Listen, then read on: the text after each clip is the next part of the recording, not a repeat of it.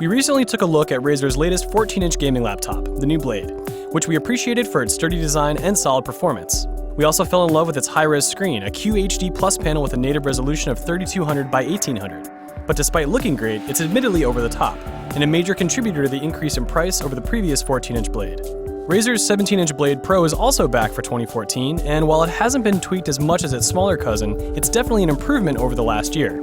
At a glance, the new Blade Pro mirrors the physical design of last year's model, sharing the same dimensions and ports, with the only difference being that it's 0.04 pounds lighter. The thin aluminum chassis feels great, and for a 17-inch gaming laptop, the Blade Pro is as thin and light as it currently gets. Though it's great to see that some things never change, including the Blade's fantastic keyboard, the Switchblade UI Trackpad is a feature that's needed refining since its inception, and unfortunately nothing's changed since last year. The promise of the Switchblade UI, a full-color touchscreen display with 10 customizable keys with displays of their own, isn't as enticing as it's made out to be. With the secondary display, you can run apps alongside or in unison with desktop apps. And with the customizable keys, you can define hotkeys for various applications and implement full-color icons to give them character. Sure enough, these features work, but the problem is the compromises that arise from their inclusion, especially the touchscreen. The issues with the Switchblade UI go beyond its distinct features. For one, the plastic surface that protects the display is a poor surface for a laptop trackpad. Put simply, the surface tension is easily disrupted by even the slightest amount of residue, resulting in an input that feels inconsistent. It's positioned to the right of the keyboard, which is unusual for a laptop and will take some getting used to.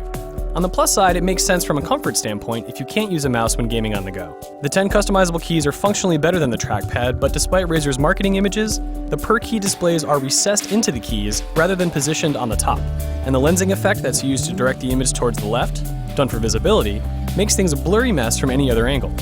Personally, I found no worth in the ability to run apps on my keyboard. If I'm playing a game, I'm focused on the action on screen, and if I have the time to shift my attention away from the game to focus on the Switchblade screen, then I could just as easily Alt-Tab into another window on my actual monitor.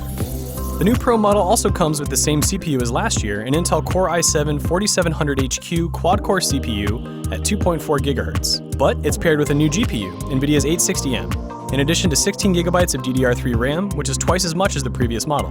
The 860M represents a significant jump in performance over last year's 765M, but it's not as strong as the 870 in the 14-inch Blade. In terms of hardware, the Blade Pro's advantage is that it has a slightly faster CPU and twice as much RAM. But when it comes to in-game performance, the 14-inch Blade is the stronger contender.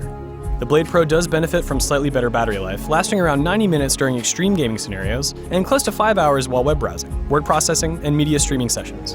The 1080p LCD panel on the Blade Pro is neither impressive nor disappointing. Given its size and the money spent on other features, it's a tad unfortunate that it maxes out at 1920 by 1080, but it doesn't stand out in practice, only when you're weighing the merits of the screen relative to the rest of the laptop's premium features.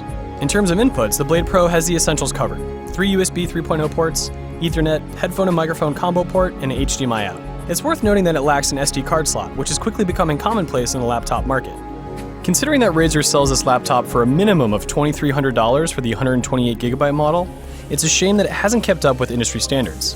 If you need more storage, prepare to spend $2,500 for the 256GB version or $2,800 for the 512GB model. Given that high cost, it's also disappointing that you'll have to settle for medium to high graphics settings. Very high or ultra settings are simply out of reach if you want playable frame rates. Running the same benchmarks as the Blade, it's clear that the Pro model is the weakest of the two, even though it's the most expensive.